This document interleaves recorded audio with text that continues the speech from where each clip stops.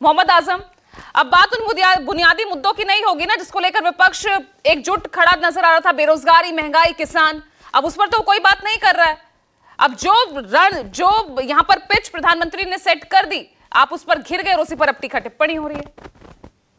पूजा जी, अभी भी समाजवादी पार्टी और इंडिया अलायंस महंगाई, बेरोजगारी, भ्रष्टाचार, किसानों की आय और संविधान और लोकतंत्र बचाने पे ही अपने स्थानीय मुद्दों पे टिका हुआ है। वो अपने मुद्दों से भाजपा तो यही चाहती है कि जो विपक्ष है वो उनके सांप्रदायिकता के पिच पे आके उनकी जो है बॉल पे खेलना चाहती है, लेकिन विपक्ष अभी भी अपने मुद्दे पे टिका हुआ है।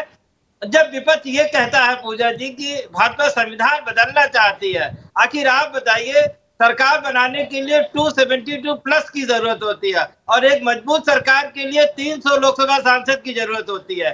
400 लोकसभा सांसद तो तभी चाहिए ना जब आप 2/3 बहुमत। क्यों चाहिए आपको? इसलिए चाहिए क्योंकि आप भारतीय संविधान के मूल भावना को बदलना चाहते हैं और जो दलितों, पिछड़ों, अल्पसंख्यकों को जो अधिकार मिले हैं उसे आप खत्म करना चाहते हैं। इसलिए हम लोग जब ये कहते हैं कि ये चुनाव लोकतंत्र बचाने का है और संविधान बचाने का है, तो भाजपा और भाजपा की नीति इसको साबित करती है।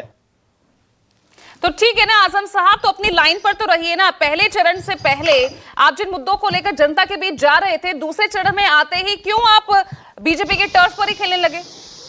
नहीं, बीजेपी के टास्क पे हम लोग बिल्कुल नहीं खेले। हम लोग तो सिर्फ बीजेपी का, जो बीजेपी अगर कोई अनर्गल वार्तालाप करती है या प्रलाप करती है तो उसका सिर्फ जवाब दिया गया है। हम लोग अभी भी कह रहे हैं कि जो बेरोजगारी है, जो किसानों के मुद्दे हैं, ये हमारे लिए प्राथमिकता है और सीएसडीएस के आंकड़े ने भी कहा है कि चुनावी मुद्दे मुख्य रूप से महंगाई और बेरोजगारी है। और उत्तर प्रदेश में अभी सिपाही भर्ती हुई थी, 60,000 के अगेंस्ट 60 लाख लोगों ने उस भर्ती में हिस्सा लिया और वो पेपर लीक हो गया। यानी ठीक है, कुमार सौरभ, उत्तर प्रदेश का युवा ऑडिट में जा परेशान सकती हूँ।